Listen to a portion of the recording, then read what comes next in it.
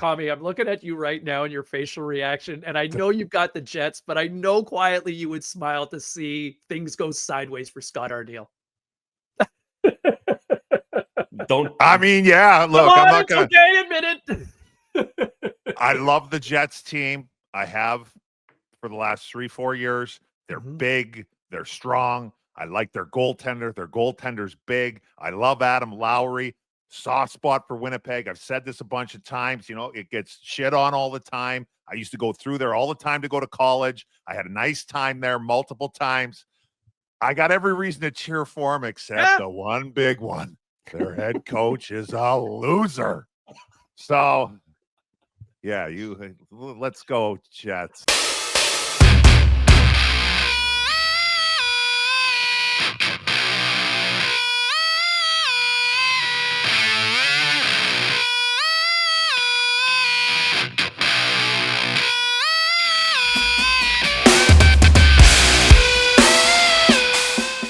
Welcome back. It's the Clearing the Crease podcast powered by BODOG. Playoff edition continues. We're your line mates, Kami, Razor, Sabalski. You know, the Stanley Cup winner, Mike Commodore. You know, the Calder Trophy winner, Andrew Raycroft. And your worst nightmare in Be a Pro mode with NHL 25, Sabalski. Don't forget, there's always a mute option with that one. Guys, let's just jump in here. The Battle of Ontario, considering that we've got our own two Battle of Ontario veterans here, the former Senator great Kami, the former Leaf great Andrew Raycroft, and here we are banging away with the Leafs. All of a sudden, everybody's sphincter's getting tight. It's a 3-2 series now after being up 3-0.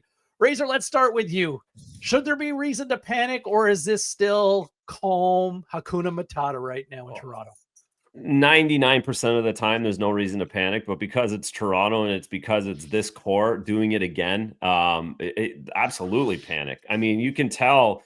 You could see last night how much Ottawa was enjoying the end of that game. You could see how much they felt like they were now in charge of the series going home. They could see I'm the captain now. How depressed the Leafs guys were. You could see the building leaving early. Like it's incredible. This group is 1-13 in elimination games. I mean, even my 12-year-old said, even my 12-year-old said this morning, like, you can't do that if you tried. Like, you couldn't do that if you tried. And they've done it twice now in this series. So they're 0-2 again this year. So again, I guess just as much as like the panic issue is, even if they win, right? Even if they win one of these next two games, you're dealing with this again next. Like, this isn't going away now. Like, they had to close this out in game 5. Game 4, you get a pass. They had to close it out in game 5 for the vibes. I mean, stranger things have happened. It's just really, really hard to watch this team in an elimination game. It's incredible that it's 1-13, Kami. 1-13. On top of that, guys, how about this? Power play for the Leafs in these elimination games that you talked about, that they're 1-13. Power play 1 for 31. Yeah. In those elimination that games. Ain't great either. No, and it was Patrick Marleau who scored against the Boston Bruins in 2017 or 18 to get that one. It wasn't like any of the guys on it. Patrick Marleau was their last power play. Like, it's incredible. It's incredible. Let me throw this at you here, Kami. Sure. All right. The Sens are now plus 300. The last time we recorded this a couple days ago, the Sens were plus 800 dogs in terms of coming back to win this series. They're now plus 300 to come back and knock this off. They're going home, and the early line going home to play the Leafs in game number 6. They're now slight favorites at minus 115. I mean, you're a former senator. I'm ready for that statue to be built right next to Daniel Alfredson of you. That's right. We both led the team in playoff scoring different years. Mine was 2. You know what? I'd like to take my answer back from a couple days ago. Remember when we did, do you like Montreal to come back more, or Ottawa? Yeah. And I said Montreal. Well, look, here's what I forgot to take into account. That's true. That's true. What you guys just pointed out is this core in elimination games, and the fact that it's in Toronto. Like, it's not the end of the world that they lost game 4. It's not the end of the world that you lose game 5. Like in like normal, if it wasn't in Toronto and you didn't have this history, hey, no big deal. These guys are good too. We got 2 games. We got to win 1. But with this crew, I didn't think about it where, okay, you're at home, you lose one, and now the stress level is going to go up. Now you're on the road. Now, Ottawa's got to play well at home. Obviously, it's not a given they're going to win the game. The Leafs can play a good road game, but with each loss, that pressure's going to get cranked up. They're not going to be able to get away from it. So I should have picked the Sens just purely for that reason. If you can win game 5, it's kind of game on a little bit, at least between I the years. missed it too, Commie. I did the same thing. I did NHL radio a couple of days ago, and Pronger was on with us for an hour, and he called this Ottawa. He's like, they've gone 3 overtimes. It's going to get tight. It's going to get tight. And I stuck with Montreal, and I'm like, once he said, I'm like, why didn't I lean into this Toronto thing? 1-13, Matthews -4, Nyes -4, Marner -4, Tavares -3, all in game 5.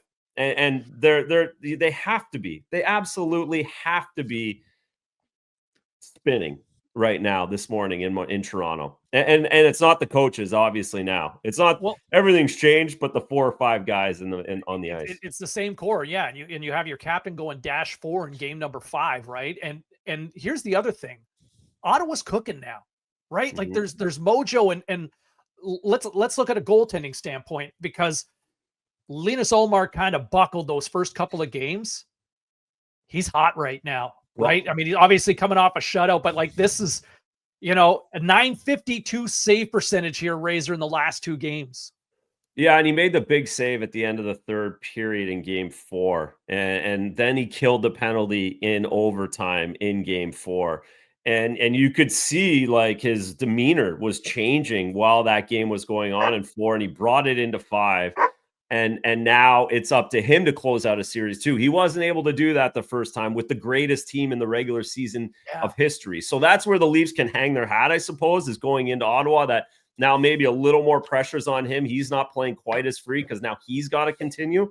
But again, it's so Linus is feeling it. Can he close it out on his side? So lots of closing out to do on both sides of these teams at this point now. Okay, Kami, take us in the room here, because you've obviously gone on some deep runs. Like, what's the conversations being had right now in Toronto? And then take me into the Ottawa room. Well, I think if you're the Ottawa Sens, you're fired up to be home. Let's keep it rolling. I think you keep it pretty simple. I think you guys are totally right. Like, this isn't on the coaches of the Leafs. But at the end of the day, if it wasn't Toronto and all the attention that gets, but at the end of the day, the Leafs are in the driver's seat. Like, you got 2 games, you got to win 1. It's, hey, we're in charge here. The Sens aren't.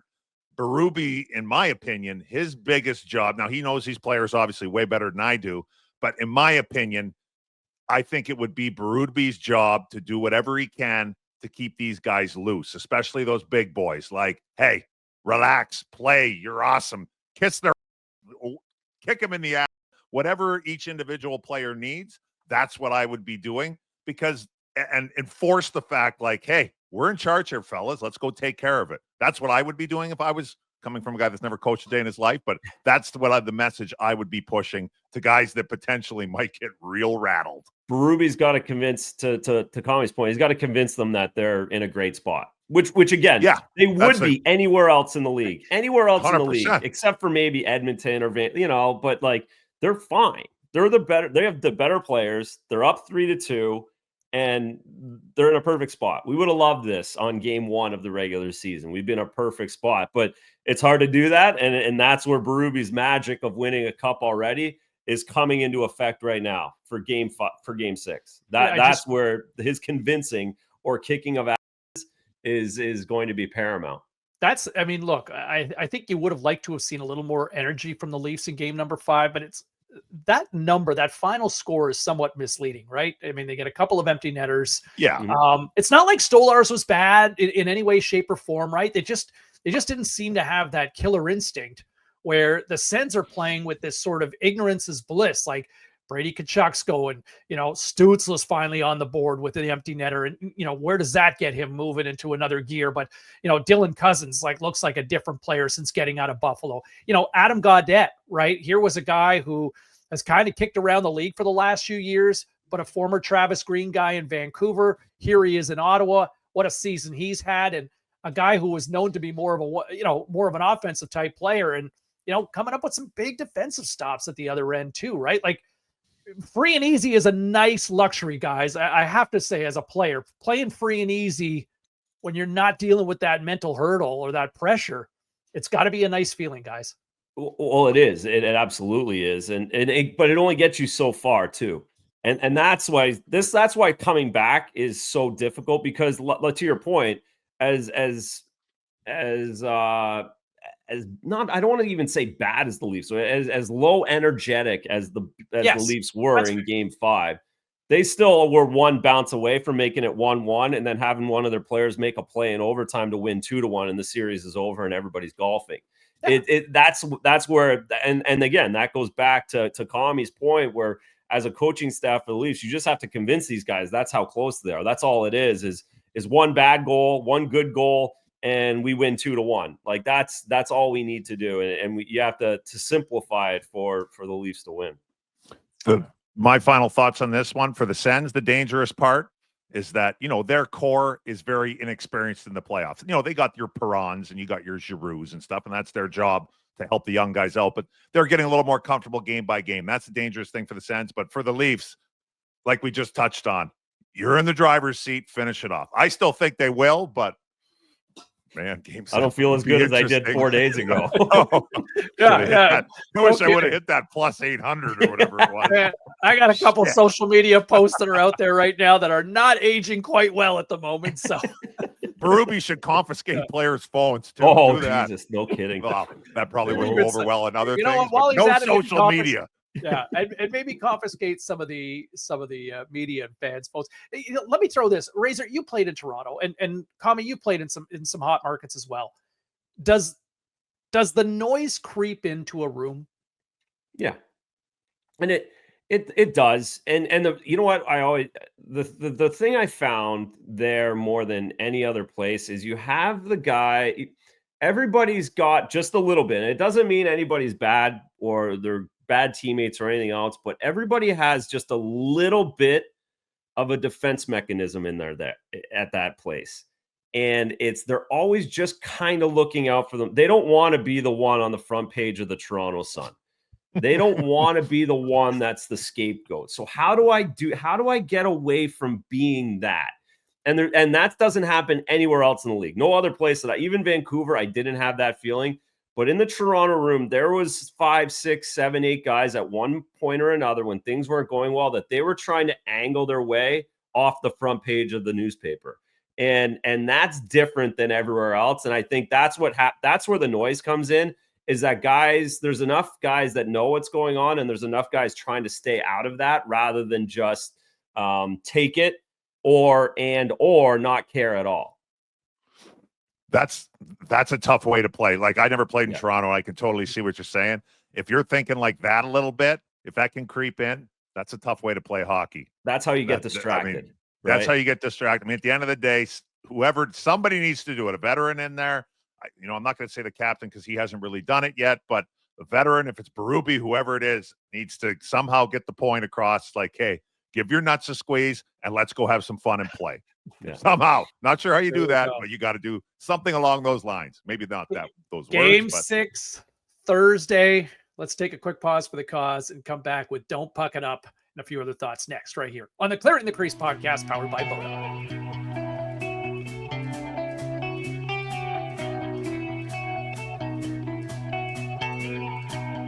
All right, time for Don't Puck It Up here on the Clearing the Crease podcast powered by BODOG. That's right. All we did was simply change one letter with another one. Don't puck it up. Kami, who's not pucking it up this time? Or who are you warning? Look, I'm going to have to stay with my boy, Evan Casual Bouchard. The Oilers did a great job. The under finally hit in a game in that series. I thought Vegas was about to start setting that number at like 10 or 11. But the under finally hit, played a little defense, goaltending, the whole thing. Now they're up 3-2. I mean, I know I had LA winning the series. I think a lot, maybe more, definitely more than in the past was on LA. Now they've completely flipped it. They're going home. Yes, Evan, we want you to score some goals and move the puck. But let's not turn it over. Let's try and keep these turnovers away from the blue lines and in front of the net, and let's try and defend just a little bit. So don't puck it up, Evan. You're in a great spot. Razor, you're giggling. Oh, I love the Boosh Bomb. I love the Boosh Boosh Bomb Bomb. right now, and it's gonna become fever. A Boosh Bomb fever is coming if they get out of this first round. This As long is as a Boosh crazy. bomb. Sorry, a Boosh bomb in the offensive end, not like a Boosh bomb turnover in his own end. Sorry. Anyways, keep going. You know, that's the thing. A Boosh bomb can be so Anywhere. subjective, right? Right. It can That be all bombs over off the ice. all over the ice.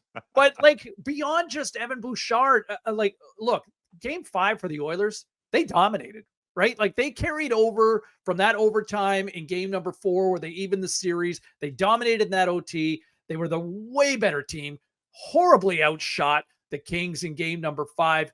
And I don't know, like, here's what I wonder. It's not over until it's over. LA's a good team. Jim Hiller did a good job this season. But you look back at that challenge in game number 3, like the Kings had this series. Like this was looking like it was going to be a sweep. And you challenged that goaltender interference. You gave the Oilers life. You did it again. Here's what I wonder. Like, if the Kings go down in round number 1, is it conceivable that you could look at Hiller having lost the room with that call? Or is that a forgivable? Like, you guys are players. You guys tell me in terms of, you've been in these situations, but like, does that warrant a change, do you think, in the room? I'll go. Yeah. I think the call in and of its own, it was a bad call. Don't get me wrong. And everybody makes mistakes. I think mistakes are forgivable. Yeah. But the one thing I didn't like was his reaction post game. Like, I wouldn't have liked that if I'm a player on his team and he kind of goes off in the media and he's like very standoffish and defensive about it. I don't know. I think personally, honesty is the best policy. And look, you screwed up. And if you go in front of people and they ask and just be like, hey, look, like, I made a mistake. This is what I should have done. Like, and just own it. People get that a lot more than like, you know, being bullish about it. Yeah, being defiant when it's like, dude, you made a mistake. Like, well, when coaches get defiant, to get mad at the reporters.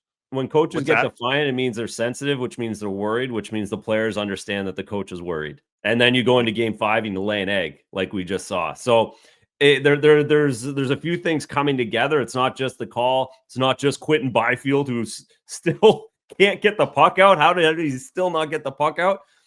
It's all those things kind of together. It'd be a tough conversation.